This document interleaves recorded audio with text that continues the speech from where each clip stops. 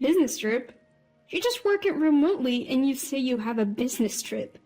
You're just trying to dodge housework, aren't you? It's not like that. I really have work to do. Don't talk back. Just listen to your husband. A year into my marriage with my husband, he never recognizes my freelance work. Worse yet, he verbally abuses me, treating me like a mere housekeeper. I'm the one supporting the household, even paying the rent, but he uses me mercilessly without a shred of gratitude. At this point, I can't just stay quiet. I'll turn the tables and use my husband's threats of divorce papers to my advantage. With the image of his frantic scrambling in my mind, I headed for my business trip. My name is Maya, a 29-year-old employed by a publishing company. My husband's name is Bill, 5 years my senior at 34. We met 3 years ago when work took me to a different region. Bill's job was similar to mine. We both went to local places to sum up the current situation and write articles about it. We both worked in publishing, and with shared goals, we quickly clicked. We'd go on reporting trips together, and even after returning, would keep in regular contact. After 2 years of dating, he proposed. We didn't have a wedding ceremony, but we wore wedding dresses and tuxedos for photos, pledging our love in our own way. Post-marriage, we both moved into the condo where I have been living.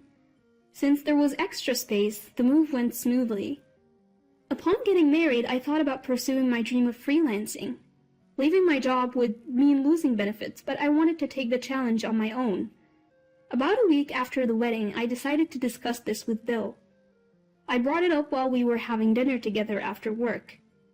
Hey Bill, I'm thinking of quitting my current job at the publishing house. What? Why all of a sudden? Didn't you say you wanted to work harder? Yeah, I did, but I want to try freelancing. Freelancing? You're going to become an independent reporter? Yes. I want to work freely without being constrained by the company's policies. I candidly shared my genuine feelings. I thought Bill, being in the same industry, would surely understand. But then, what came out of my husband's mouth wasn't encouragement, but mockery. Piffed. Independence? Really? Come on. You know that's not gonna happen. Why? How can you be so sure if I haven't even tried? You're dreaming too big. The only reason your articles are popular is that you work for a publishing company. That may be true, but what? You think you can keep that popularity if you go solo? That's not fair. Look, you're not cut out for this. We're married. Focus on housemaking, not your career. As he ate the dinner I made, he spoke those cruel words as if they were nothing. I was infuriated. Today, even his comments on the taste of the food bothered me. I tried to persuade him more than once, but he was unyielding. He even threw harsh words like, "You can't do it. It's a waste of time." Yet, I didn't plan on taking this lightly either. If I gave up on my dream now, I'd regret it for sure. So I ignored his words and decided to go for it. I submitted my resignation and ventured on a path as a freelance reporter. That night, after quitting my job without telling him, Bill erupted. "What the hell? Didn't I tell you not to quit?" "I'm sorry, but I just can't give up. What if this jeopardizes our finances? Can you take responsibility?" "Well, about that, enough. Listen, I'm only putting $1,000 a month into our expenses. If that's not enough, I'm not covering for you. Got it?" "I understand." I thought he would support my dream as partners should, but reality was much harsher. A rift formed between us, with the one person I needed support from the most rejecting me. Bill, why would he say such things? All I wanted was his support for my dream. Was it naive to expect complete understanding just because we're married? It's painful, but I can't give up my dream here. I have to succeed now more than ever because I chose to act against his will. I strengthened my resolve. His verbal attacks and pressure intensified over time. He started berating not just my work, but me as a person. When I came home even a little late, he would get furious. "What time do you think it is? It's past 7 p.m. I'm sorry, traffic was bad. Didn't I always say to be back by 5? No dinner ready when I get home. That's unacceptable. I'm sorry, I'll make it right now. I already ordered delivery. Expect a bill for that later.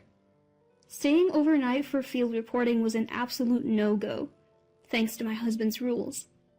So I had no choice but to limit my reporting to places I could visit and return from within the same day. But sometimes interviews take longer than expected or traffic just doesn't cooperate. You can't predict what will happen until you're actually on the scene.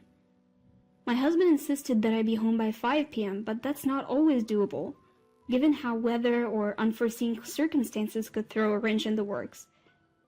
That being said, confronting my husband head-on was not an option. He goes to a physical office every day and works his tail off while I have the freedom to work remotely unbound by organizational rules. I guess he couldn't stand that our working environments were so different.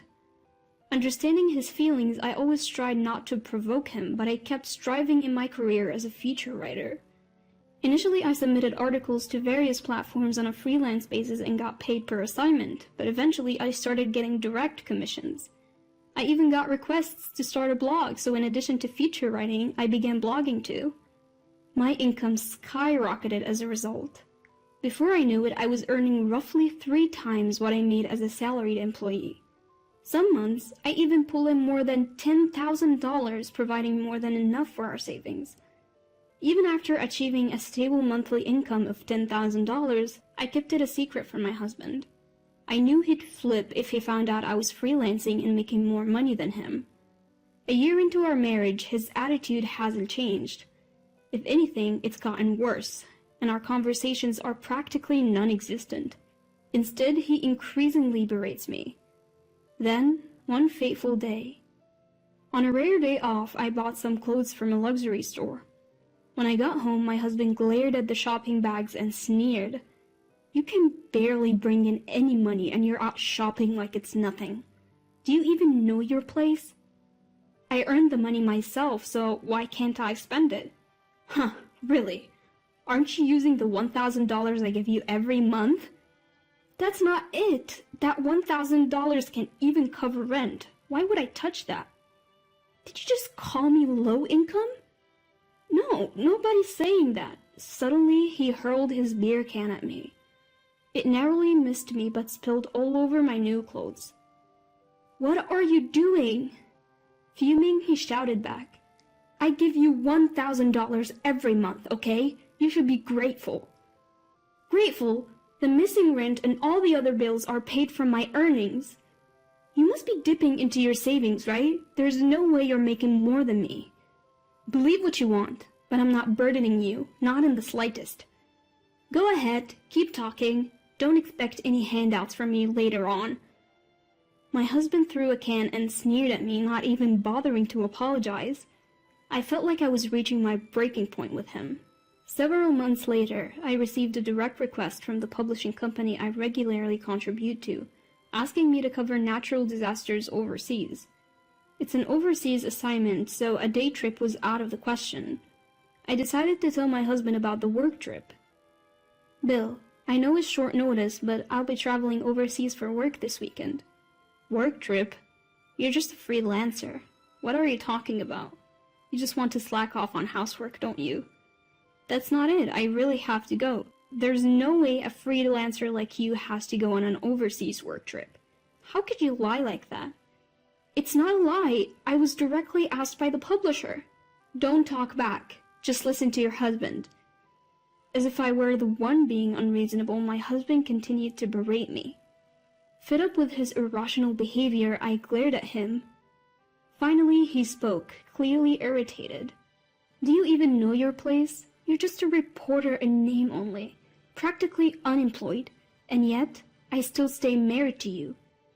Stay married to me?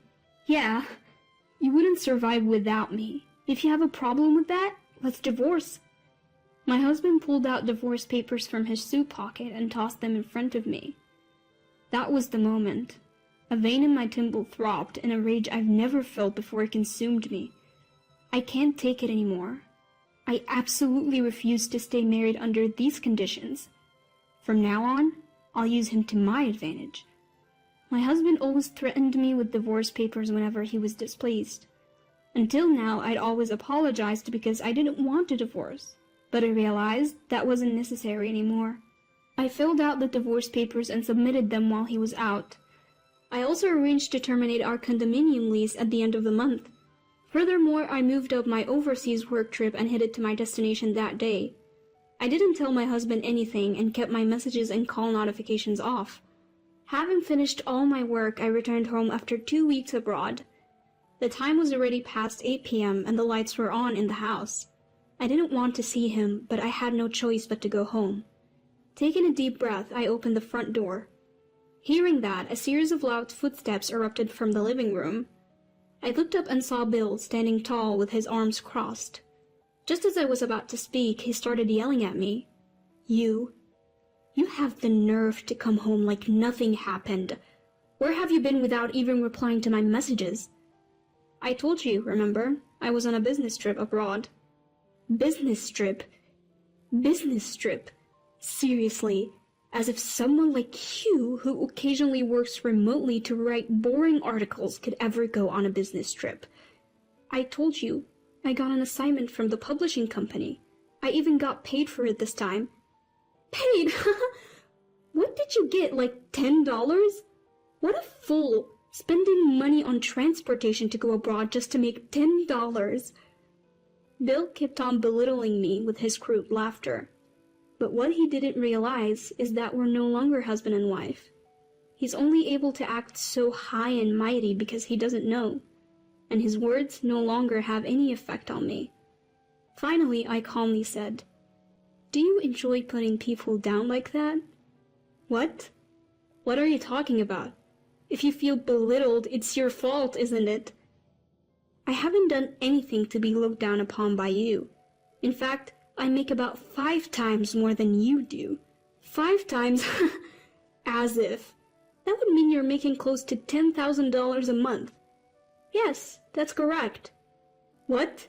Faced with this unexpected truth, Bill's face twitched. He clearly couldn't stand the fact that I made more than he did. Fuming, he blurted out, "You've got to be kidding me, you're such a liar. I'm divorcing a wife who won't even do the housework." Panting heavily, Bill shoved new divorce papers in my direction. With a smile, I revealed the truth to him. Another new form for me to sign. "Yes, sign this quickly." "Don't worry, I already submitted the divorce papers 2 weeks ago." What are you talking about?" "We're not married anymore. Why are you still in this house?" Bill stammered, barely able to get words out. Finally he spoke. "What do you mean you filed for divorce? Why would you do that?" "Why? Because you handed me the papers." "But I didn't really want a divorce."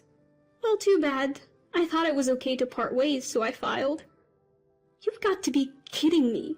I just gave you those papers to scare you into understanding your role as my wife." Bill grabbed my shoulders, his eyes filled with anger. As I suspected, he never intended to divorce me. He just wanted to intimidate me into obeying him. Knowing this, I chose to divorce him anyway. I realized I could never be happy with him. Finally understanding this, I unleashed all my pent-up feelings. "You think you can lecture me? Do you know how it feels to have your dreams mocked by the one person who should support you? Hold on, Maya, don't call me like we're friends. We're divorced, we're strangers now." "What am I supposed to do now? Can I stay here?" "This is my condo. You're essentially trespassing. I never want to see you again. Leave now." I threw Bill's belongings out. Initially he resisted, but eventually gave in, shoulders drooping. After that, Bill called his parents and apparently moved his stuff to their place. However, due to the circumstances, they refused to let him stay and told him they wouldn't help him financially. As a result, he had no choice but to live on his limited income and move to a cheap apartment far from his workplace. He can't spend money like he used to, and just getting by has become a struggle. His savings have run out, and now he's living a dull life just trying to save money. As for me, I've signed a lease on a different condo and started living alone. The move went smoothly, and now I'm enjoying my work in my new home office. Thankfully, my articles are getting featured on major online platforms. The blog I started on recommendation has also become a good source of income as the number of visitors kept increasing. I plan to continue doing what I love, writing great articles and covering stories from places that interest me. I want to keep my current job, but do it in a way that's sustainable for me.